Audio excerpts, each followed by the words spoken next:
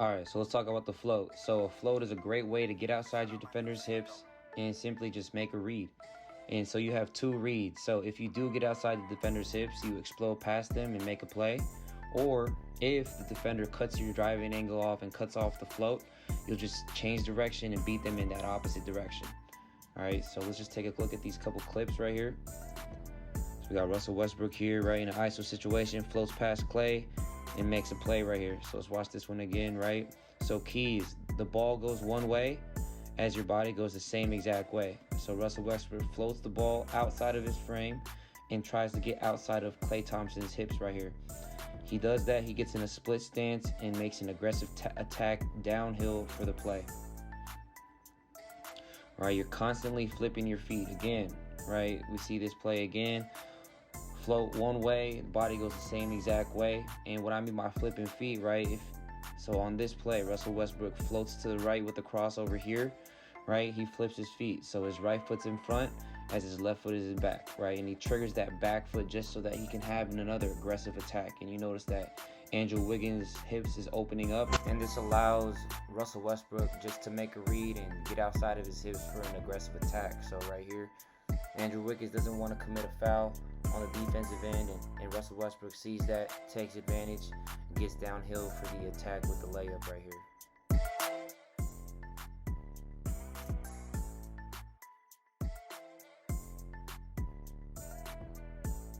Here we go, same thing with Russell Westbrook, and you don't have to have a big advantage, right? You see in this clip right here, again, he floats, ball goes to the left, and his body goes to the left, and on this one, he went between the legs on this one, so I'll go back again. Right, he goes through here and doesn't even have that big of an advantage, right? He uses that off arm to swipe. Jordan Poole tries to reach and he just swipes his arm off, right? And just explodes downhill for an aggressive attack, downhill for a finish right here. Again, first option on this is to attack. If you get outside of their hips, you're going to attack right away. That's your read. That's the first option right here. Same exact thing, right? We got our player here from the Dallas Mavericks here. Gets the ball back, crosses over with the float again. Ball goes one way and the body goes the same exact way. Flips the feet for an aggressive attack, and you must remain on balance on this attack or else defenders will bump you off your line. Right, and he makes a play right here. Number one goal, try to get outside the defender's hips right here. Got Brandon Roy, same exact thing.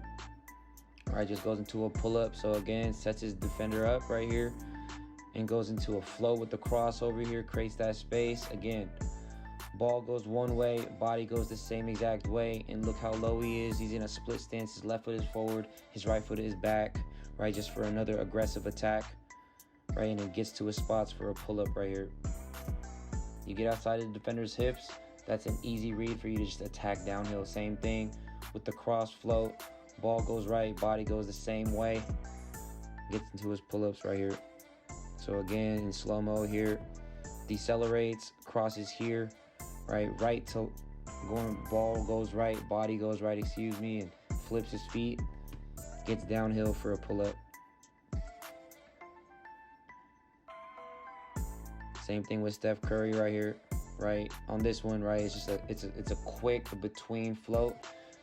Again, you don't have to cover too much distance on your float. Even if you get right here, right outside the defender's foot, makes Malik Monk open up. It gives him that much room, and now, right, he cuts the drive up. There's two players on him.